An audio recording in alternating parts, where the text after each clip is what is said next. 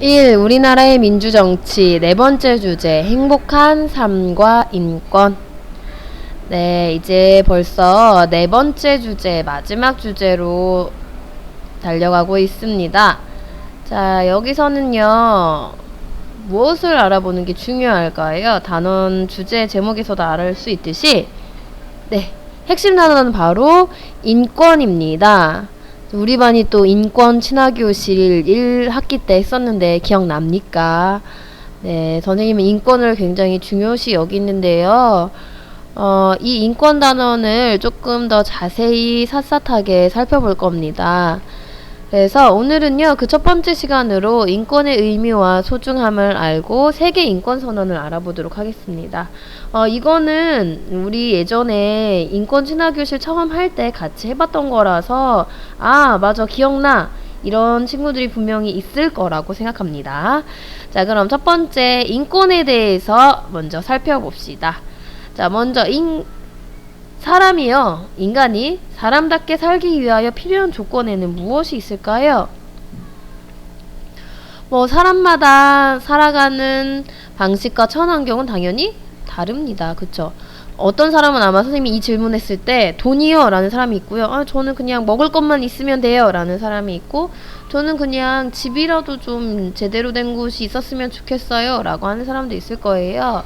그거는 사람마다 살아가는 방식과 처한 환경이 다르기 때문입니다. 그렇기 때문에 또 사람답게 살기 위하여 필요한 것이 각각 다릅니다. 자, 한번 볼게요. 자, 인권이 보장되기 전에 요런 모습이었다고 보세요. 지금 뭐가 부족한 상태입니까? 근데 집이 거의 막 무너져 가고 있어요. 그쵸?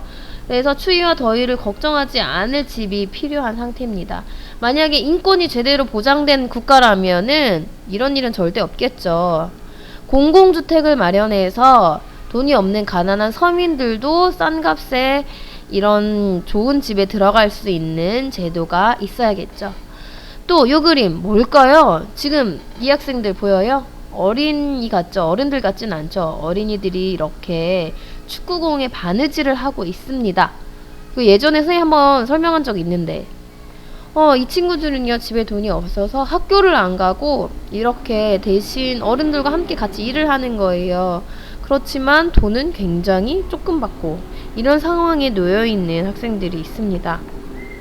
인권이 보장된다면 어린이들이 누구나 학교에 다닐 수 있도록 지원을 해줘야겠죠. 자, 또 요거 한번 볼게요. 어머나, 지금 어떤 상황입니까? 학교 앞인데 차가 쌩쌩 다닙니다. 학교 앞에 횡단보도나 신호등이 없는 것도 인권이 제대로 보장되지 않은 겁니다. 인권이 보장된다면 이렇게 안전하게 다닐 수 있도록 학교 앞 도로에 횡단보도와 신호등이 설치되어야겠죠. 자, 또 요 장면.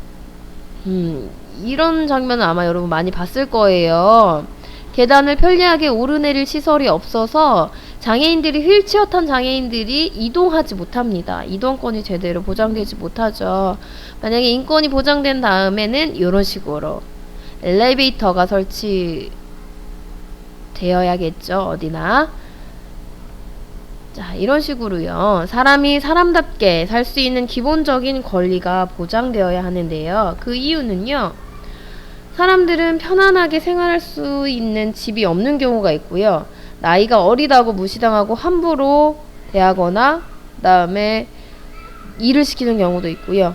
몸이 불편해서 자유롭게 이동할 수 없는 경우도 있습니다. 이런 식으로 사람으로서 누려야 할 기본적인 권리를 보장받지 못하는 경우에는요, 행복을 느끼기가 어렵습니다. 자, 인간은 누구나 행복할 권리가 있다지만 이런 기본적인 권리들이 보장되지 않는다면 과연 행복할 수 있을까요?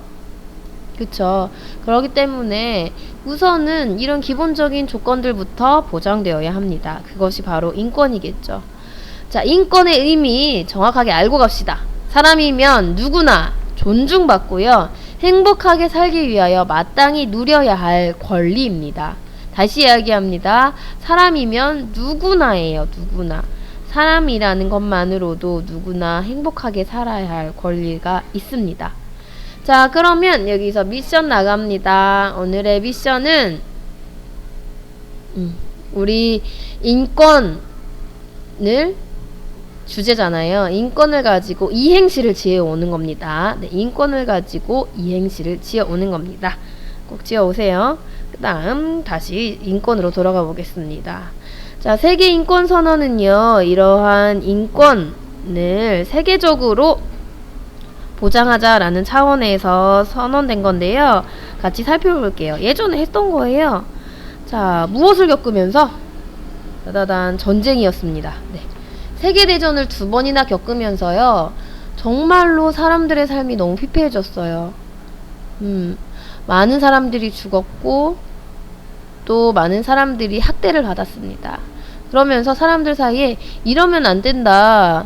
우리는 인권을 확실하게 지켜주는, 전 세계적으로 인권을 확실히 지켜주는 세상이 되어야 된다 해서 인권의 중요성이 전 세계적으로 확산되었습니다.